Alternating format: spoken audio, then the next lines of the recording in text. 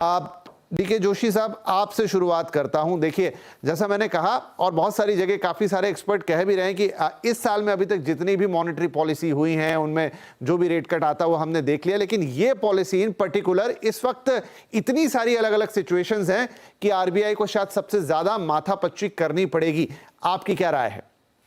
नहीं, आपकी बात एकदम सही है। बड़ी क्लोज कॉल रहेगी।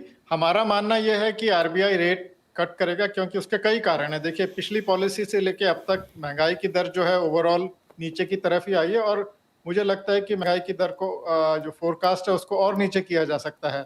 पहली बात तो ये है। दूसरी बात, कोर इन्फ्लेशन जो कि अभी 4.2 पे बना हुआ है, वो भी ज्यादातर गोल्ड के कारण है। अगर गोल्ड को हटा लें हम उसमें से, तो कोर इन्फ्लेशन 3% से थोड़ा सा ऊपर रहता है।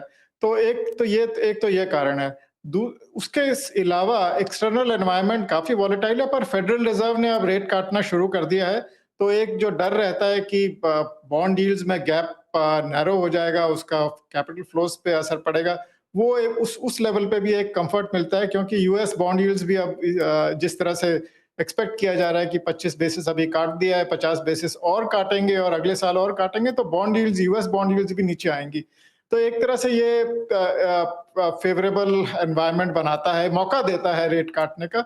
और साथ साथ जो ग्रोथ है वो काफी स्ट्रांग बनी हुई है अभी तक। फर्स्ट क्वार्टर की 7.8% थी, सेकेंड क्वार्टर में भी जो इंडिकेशन पीएमआई से मिल रहा है, मैन्युफैक्चरिंग पीएमआई 59 के करीब है और सर्विसेज पीएमआई 61-62 के बीच में है। तो एक तरह से स्ट्रॉन्ग एक्सपेंशन जोन में अभी दिखाई दे रहा है। तो सेकेंड क्वार्टर भी अभी ठीक निकलेगा ग्रोथ के लिहाज से।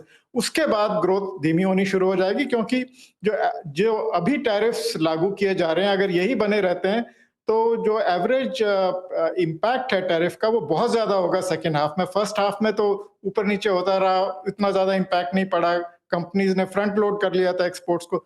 बट अगर ये टैरिफ बने रहते हैं तो सेकेंड हाफ में इसका बहुत असर दिखाई देगा, खासकर टेक्सटाइल्स में, जेम्स एंड ज्वेलरी में और सी फूड में, जहां पे ऑलरेडी आई थिंक काफी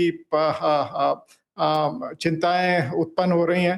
तो आई थिंक इस तरह से मेरा मानना यह है कि थोड़ा ग्रोथ को अभी फिलहाल थोड़ा प्रीएम्प्टिवली सपोर्ट किया जा सकता है, क्योंकि महंगाई की दर जो है एक्सपेक्टेशन से काफी नीचे है। तो रेट कटने की उम्मीद मुझे तो है।